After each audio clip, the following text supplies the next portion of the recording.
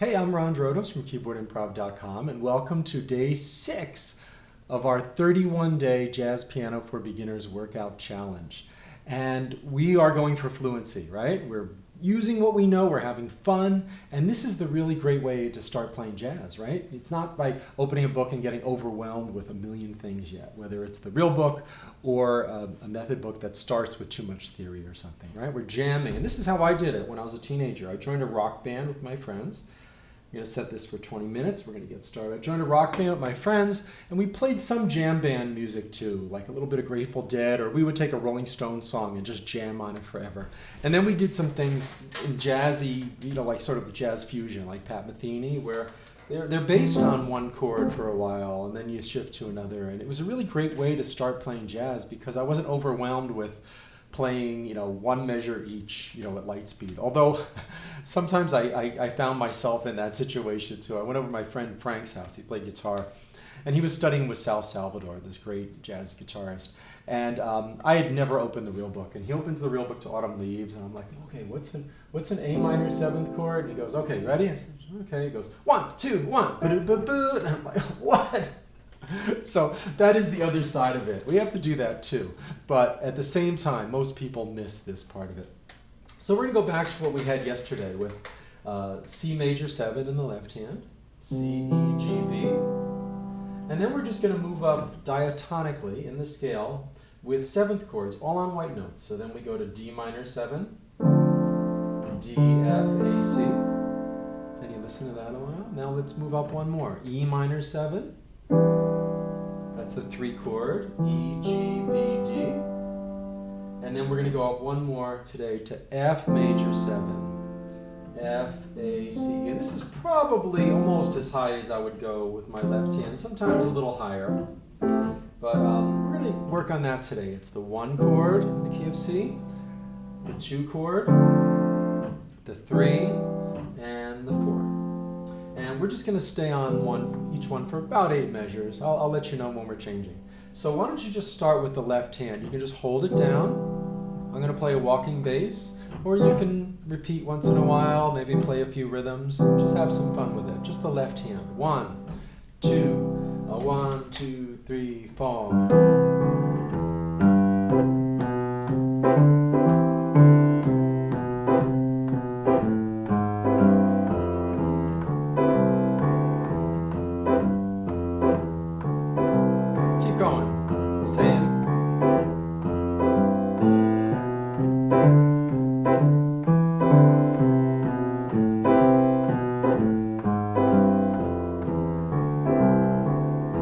Now D minor, here we go, just the chord with your left hand, and have fun grooving.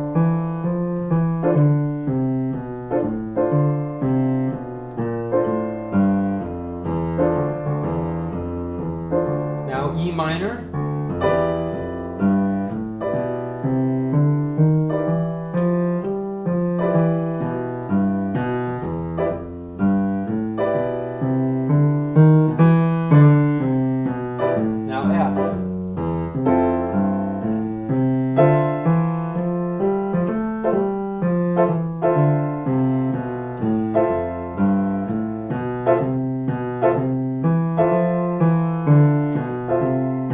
Back to C.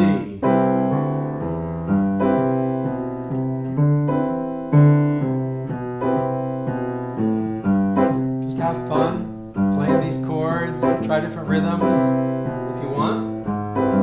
Now here's D minor.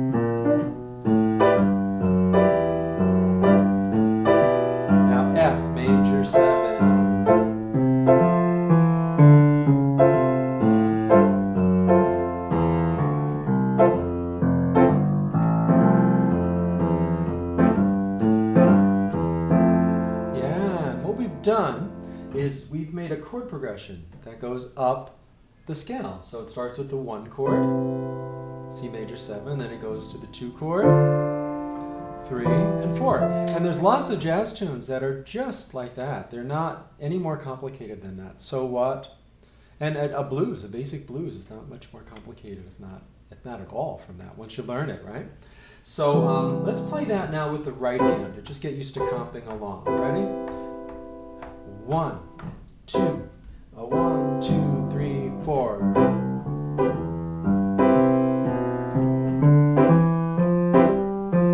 So you're absorbing the rhythmic language of jazz by doing this. Now D minor.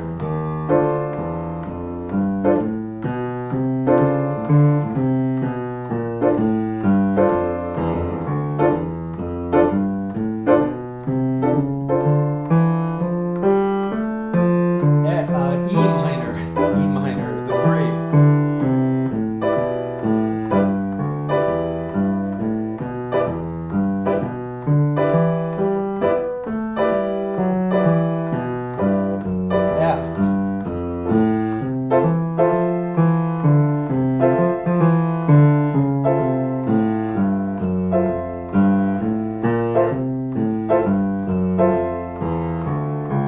Let's do it again. C.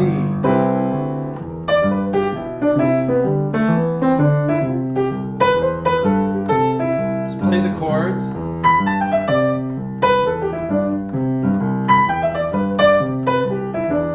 D minor.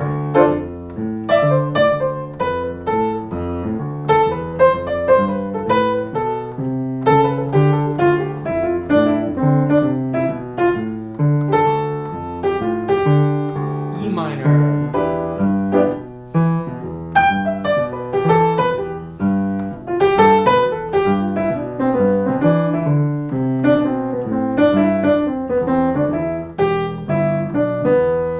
F major.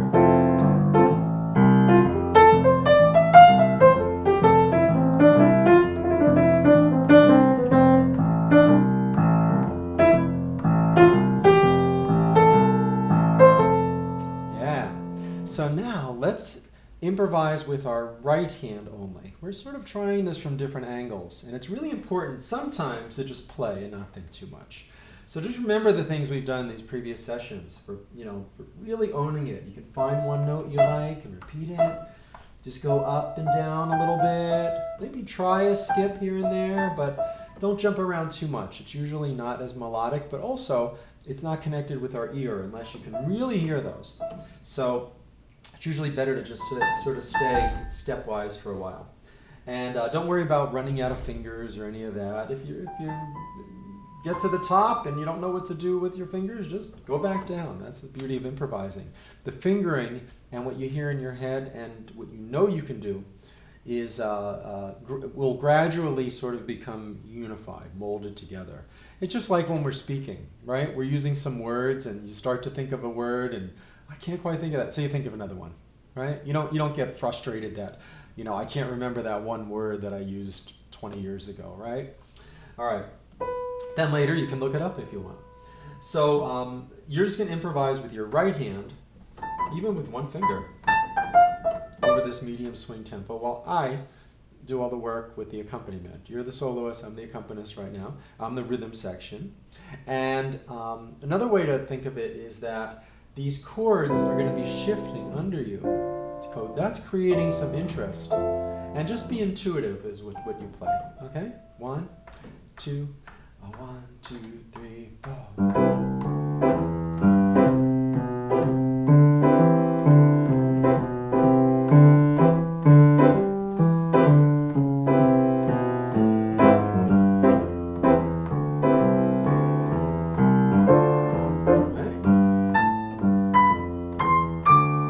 Be afraid to hold out some notes.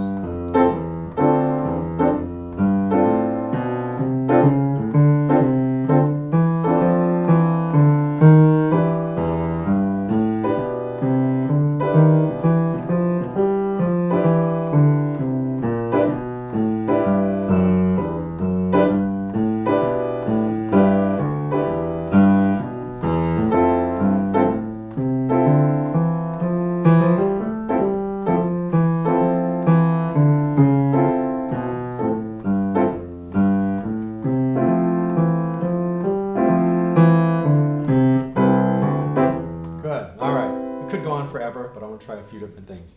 Now we're going to trade 4 measures. I'm going to play 4, then you play 4, just with the right hand. 1, 2, 1, 2, 3, 4.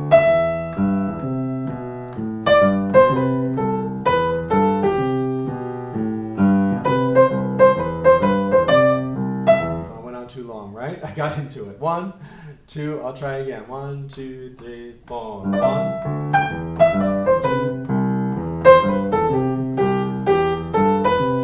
Now your turn.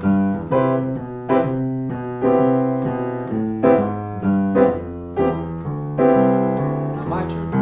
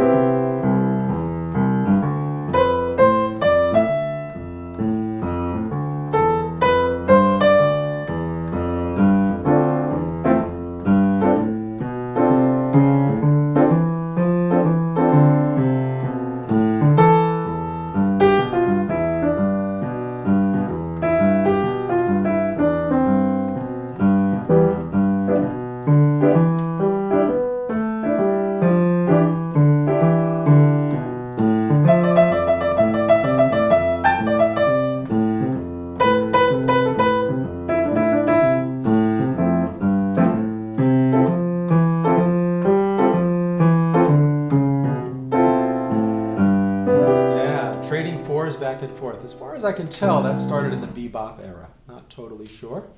I read something that one of Miles Davis' band members in the 80s asked him about trading 4s, when that started. And he said they started it in the bebop era partly to keep Charlie Parker awake.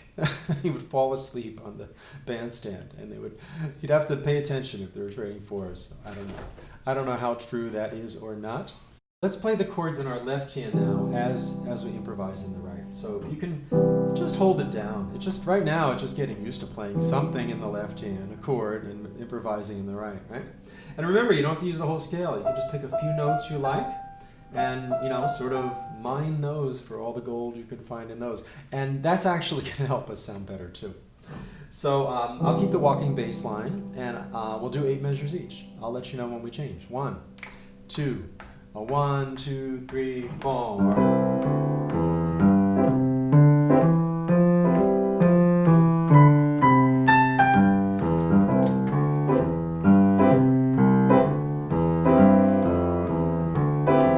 D minor in the left hand.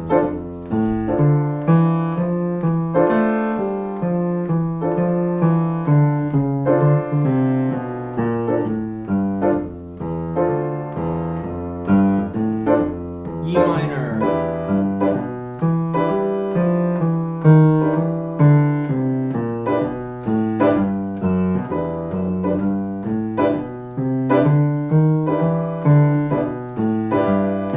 F major 7.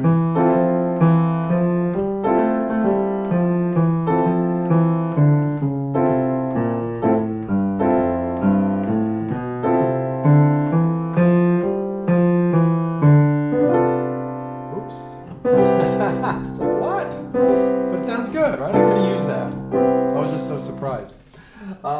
Excellent, excellent. So we're working towards fluency. This is great, and it's getting a little easier. Now, if it's too much to do both hands, just keep doing one or the other. You will get better, I promise. It'll get easier. So now, let's do that at a bossa nova, with a bossa nova feel. Bossa nova, Brazilian music, became sort of invented in the late 50s and also very popular in Brazil and in America and probably all over the world. So it's got a straight eighth note feel, very gentle. And to me, bossa nova is you're just lying down like on a sandy hill with some tall grass around on a not too hot day, but the breeze is coming off the ocean and you're just enjoying it. So we're going to do the same thing. Chords in the left hand, and you can solo in your right hand while I keep the beat. C major 7. 1, 2, 1, 2, 3, 4.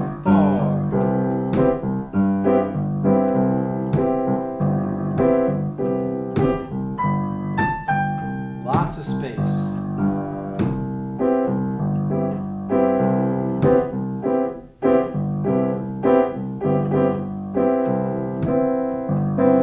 D minor.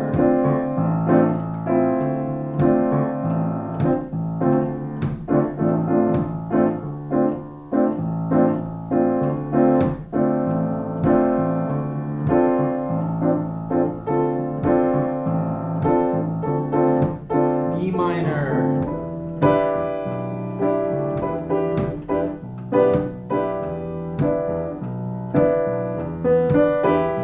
F major 7.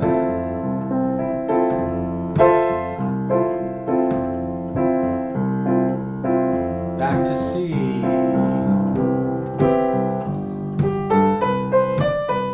Keep playing, I'll do a little melody.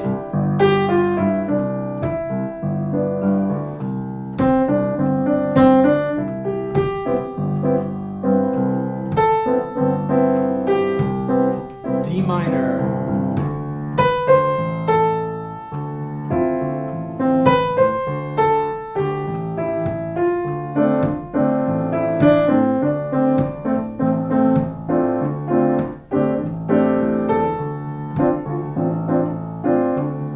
E minor. The 3 chord.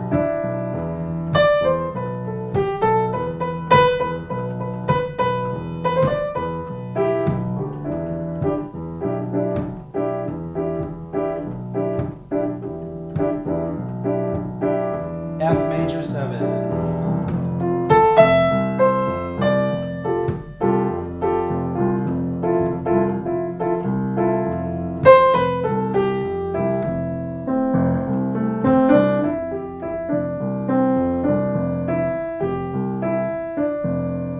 Back to C.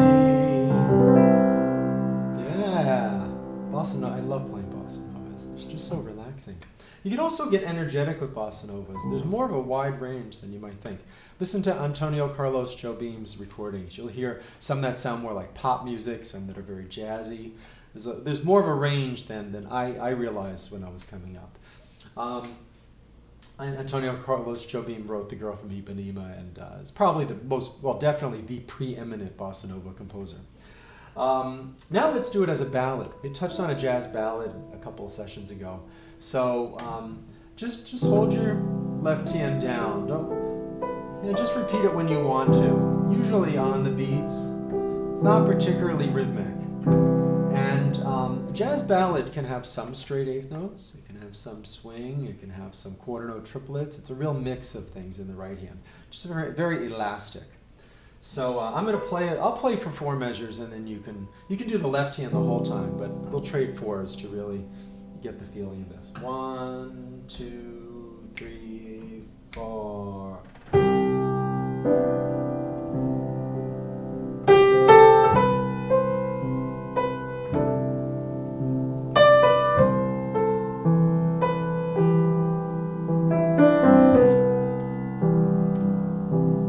C major 7 still.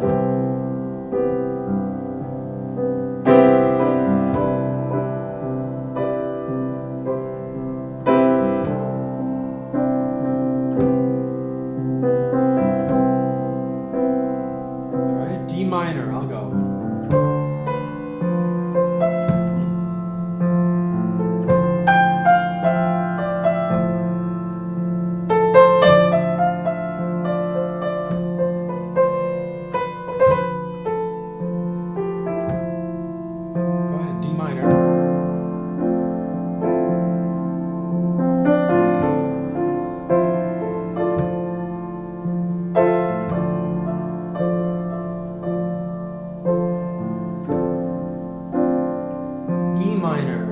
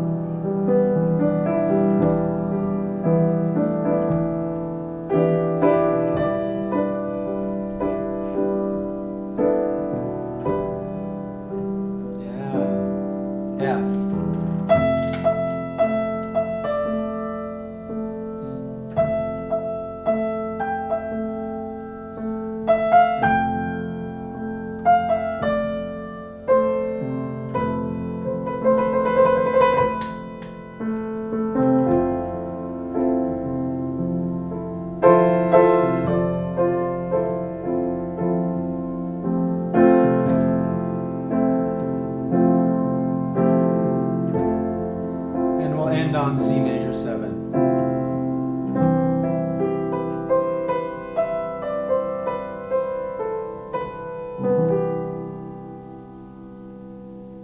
Isn't it fascinating how with these basic elements of music, 4 chords, not even a complex chord progression, just going up the scale like this, and the C major scale, we can play at a very high level, and we can get into jazz in a real way that's very doable and fun. So congratulations for doing this. I wish I had this when I was first starting out. That's one reason why I'm doing this, to give you this experience that I got gradually, but this is the way to go. So thanks for being here. There's some links you can click if you're interested, and let's keep going. This is great. See you tomorrow.